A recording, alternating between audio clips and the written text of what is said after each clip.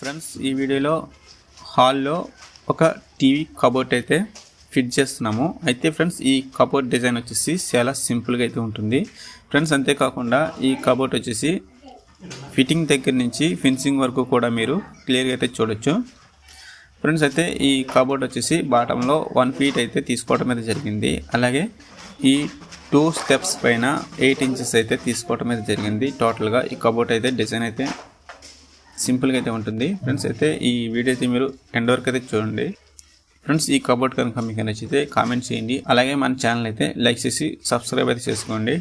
Thank you so much.